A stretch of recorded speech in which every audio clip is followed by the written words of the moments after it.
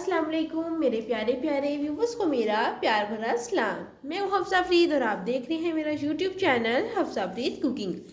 अगर आपके पास एक गाजर और एक अंडा है तो आप आज की रेसिपी बहुत ही ज़्यादा मज़ेदार होने वाली है, क्योंकि आज बहुत ही डिफरेंट मैं रेसिपी बनाने लगी हूँ। आपने इस रेसिपी को फुल वॉच करना है। तो चलिए फिर ये रेसिपी हम बनाना शुरू करते हैं। रेसिपी बनाने के लिए सबसे पहले तो हम लेंगे एक मोल्ड, और मोल्ड को आपने अच्छे से ऑयल से ग्रीस कर लेना है। तो इस तरीके से ऑयल से ग्रीस कर लेंगे मोल्ड को। ये रेसिपी बहुत ही ज़्यादा मज़ेदार होने वाली है, बहुत ज़्यादा हेल्दी होने वाली है। अगर आपने शाम की चाय को मज़ेदार बनाना है तो ये रेसिपी ज़रूर वॉच कीजिएगा और अपने किचन में ज़रूर बनाइएगा। चलिए अच्छे से मोल्ड को देखिए मैंने ऑयल से ग्रीस कर लिया है। अब ये मेरे पास बटर पेपर है, ठीक है। तो ये बटर पेपर इसकी हम कटिंग कर लेंगे बिल्कुल सर्कल शेप में। ये मोल्ड को मैंने अच्छे तरीके से ग्रीस कर लिया और ये बटर पेपर जो है इसकी मैंने कटिंग भी कर ली है। तो बटर पेपर को आपने मोल्ड पर एडजस्ट करने के बाद फिर इस तरीके से मोल्ड को ऊपर से भी आपने ऑयल से ग्रीस करना है, बिल्कुल इस तरह। साइडों से भी आपने इस तरह ऑयल से ग्रीस करना है। ये स्टेप बहुत ज़रूरी है। ये आपने पहले ही मोल्ड को ग्रीस करके एक साइड पर रख लेना है, उसके बाद हम बाकी काम करेंगे। चलें, ये प्रोसेस हमारा कंप्लीट हो गया है। अब इसको रखते हैं हम साइड पर। अब ले लेते हैं हम एक बाउल और इसके अंदर सबसे पहले हम एक अंडा शामिल करेंगे। तो ये जो अंडा है ये मेरे पास रूम टेम्परेचर का है, फ्रिज में रखा हुआ अंडा आपने इस्तेमाल नहीं करना। तो अब ये शामिल कर लेते हैं।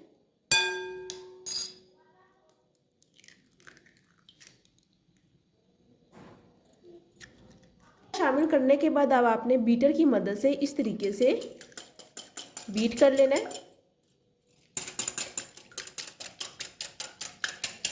तकरीबन आपने 5 मिनट के लिए अच्छे से बीट करना है।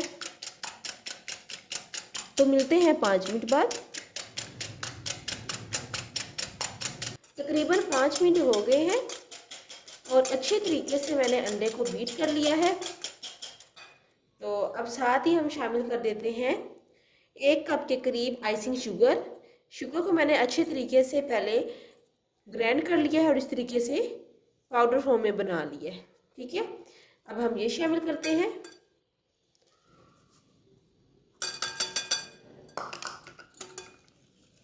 और अच्छे तरीके से मिक्स कर लेते हैं।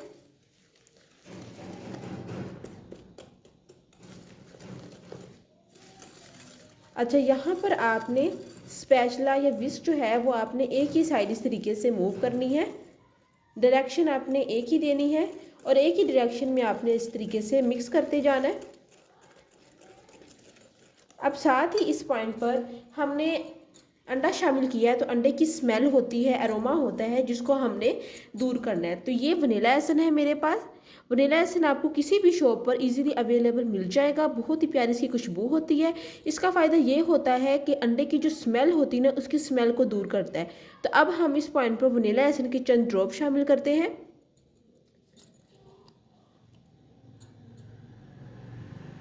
तो ये 3 से 4 ड्रॉप मैंने शामिल कर दिए। बहुत ही प्यारी और मज़े की खुशबू है। अब अच्छे से मिक्स कर लेंगे।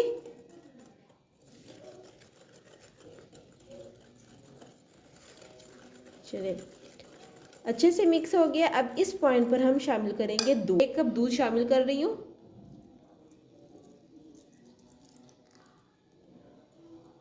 दूध जो है वो ठंडा नहीं होना चाहिए, बल्कि रूम टेम्परेचर का हो। ये जितनी भी हमने चीज़ें शामिल करनी है वो सब रूम टेम्परेचर की होनी चाहिए। तो अच्छे तरीके से देखें मिक्स कर लिए। मिक्सिंग करने के बाद अब शामिल करेंगे ऑयल। तो यहाँ पर मेरे पास हाफ कप ऑयल है।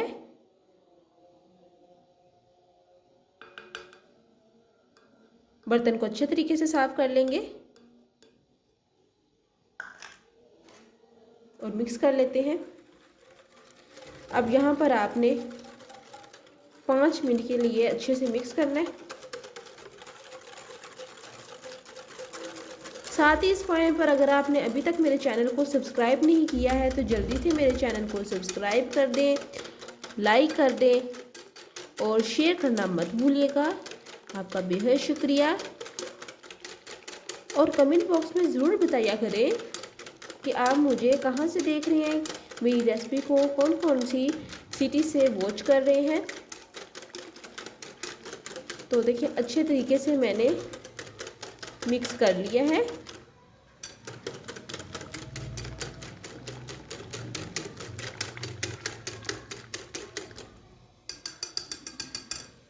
अब यहाँ पर हम देते हैं एक छलनी और इसमें मैं शामिल करूँगी 1 कप मैदा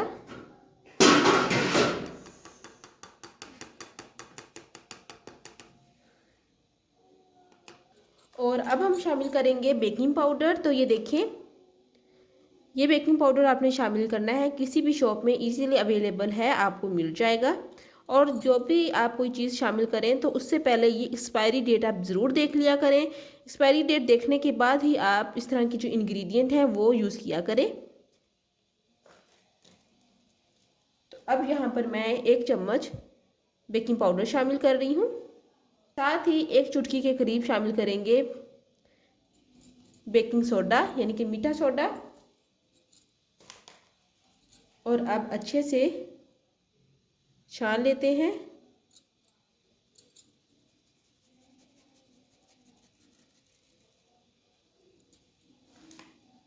इस तरीके से।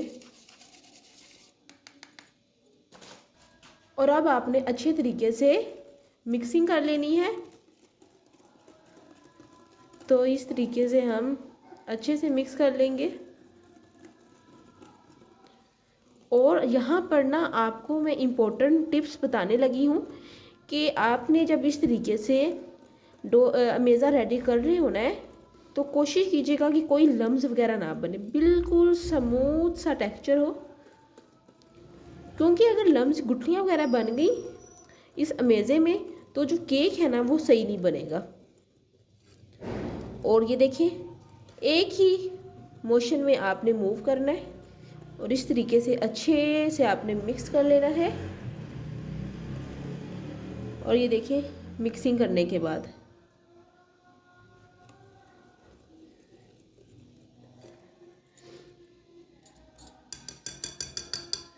तो यहाँ पर मुझे अमेज़ा जो है वो थिन लग रहा है, इसलिए इस पॉइंट पर हम आधे कप के करीब मैदा और शामिल करेंगे।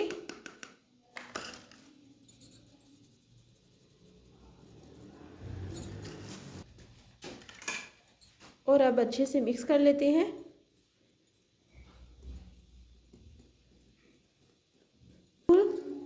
यही कंसिस्टेंसी होनी चाहिए थी, आप देख सकते हैं इस तरह से, ठीक है। और ये देखिए आप कितना ज़्यादा स्मूथ टेक्सचर हुआ है, कोई लम्स नहीं है और कितना स्मूथ सा टेक्सचर तैयार हुआ है। ये देखिए, ये कंसिस्टेंसी आपके मेज़े की भी होनी चाहिए। अब इस पॉइंट पर मैं शामिल कर रही हूँ ये गाजरें, और गाजरों को देखिए अच्छे तरीके से ना ग्रेड कर लिया है। तब ये शामिल कर लेंगे। बिस्मिल्लाहिर्रहमानिर्रहीम। बहुत ही अमेजिंग हमारी जो रेसिपी है वो तैयार होने लगी है। बर्तन को अच्छे तरीके से साफ़ कर लेंगे।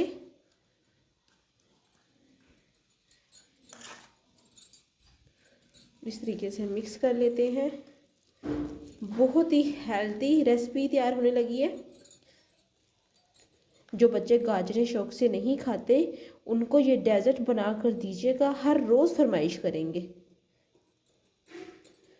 तो देखिए अच्छे से मिक्स कर लिया। अब मैं आपको ये कंसिस्टेंसी दिखाती हूँ। ये देखें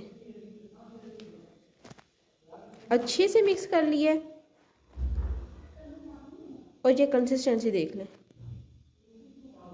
यही कंसिस्टेंसी होनी चाहिए। अब ये देखिए बाउल मोट लिया है, जिस मोट को हमने अच्छे तरीके से ग्रीस कर लिया था ऑयल से। और अब ये सारा मैदा शामिल कर लेते हैं। बिस्मिल्लाहिर्रहमानिर्रहीम।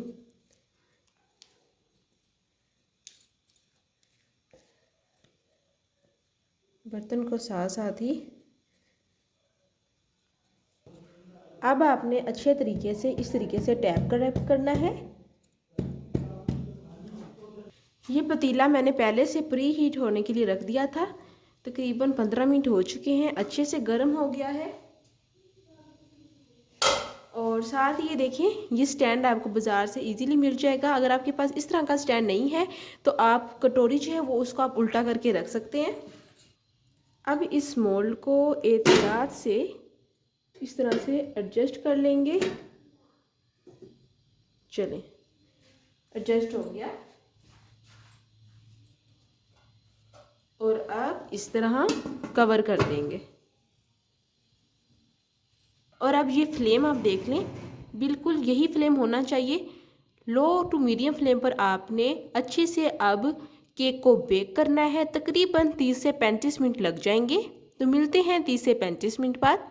हम कंडीशन देखते हैं कि केक जो है वो कुक हो गया। नोज़र डालेंगे और चेक करेंगे। हाँ ये देखिए बिल्कुल खुश्क निकला है, इसका मतलब है कि केक अच्छे से रेडी हो चुका है। तो अब हम केक को मोल्ड जो है वो निकाल लेते हैं। तो अब खोलते हैं और ये चेक करते हैं। तो देखिए माशाल्लाह से केक जो है बहुत ही अच्छे तरीके से रेडी हो चुका है। अब लेते हैं एक प्लेट और इसमें मैं आपको दिखाती हूँ। ये देखिए माशाल्लाह से बिल्कुल भी नहीं जला और बिल्कुल बेकरी स्टाइल जो है हमारा केक रेडी हो चुका है। Carrot cake.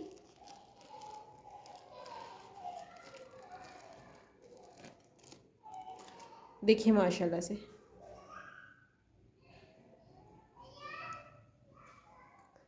तो अब मैं आपको कट करके दिखाती हूँ और बताती हूँ कि लग कैसा रहा है। बिस्मिल्लाहिर्रहमानिर्रहीम।